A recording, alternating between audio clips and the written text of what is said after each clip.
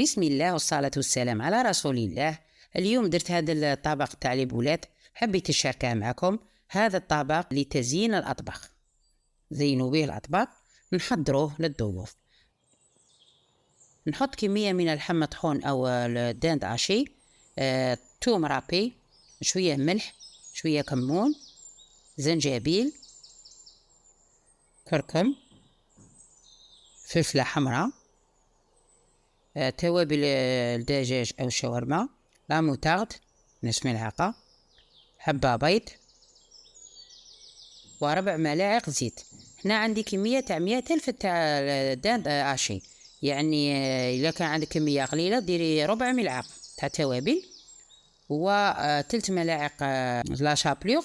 إذا كانت عندي كمية قليلة كذلك نحط مغرف ملعقة واحدة فقط. نبدأ نشكل في الكرات كويرات ونحطهم في طبق جانبي. هنا لما كانش عندك هذه التوابل تحطي فقط راس الحانوت والفلفل الأسود وباقي المقادير، وكذلك تجيك بنينة. هذه هي الكمية اللي خرجت لي.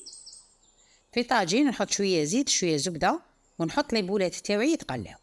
هنا ما نقلبهمش لأنه راحين يلصقوا حتى يحمروا. نبدأ نقلب فيهم هكذا.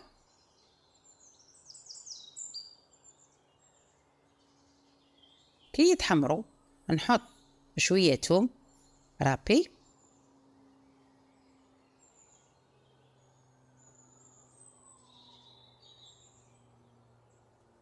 ونحركهم بهذه الطريقة باش ما يتفتوليش. ونزيد طماطم رابي 2 حبات أو على حسب الكمية اللي عندك، ونزيد التوابل تاعي، شوية ملح، شوية راس الحانوت، فلفل أسود، وهذا قزبر مطحون، وقليل من الطماطم المصبرة.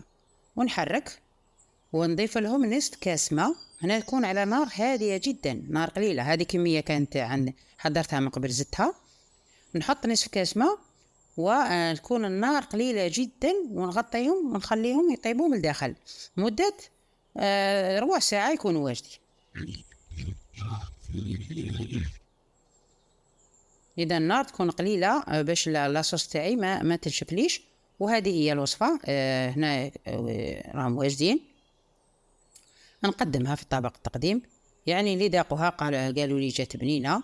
وترافقيها تزيني بها الأطباق، الزيتون أو محمر أو أي طبق تحضريه للضيوف تاعك. وهذه هي الوصفة، وبالصحة والراحة، وشاهدكم في الجنة، وإلى الملتقى.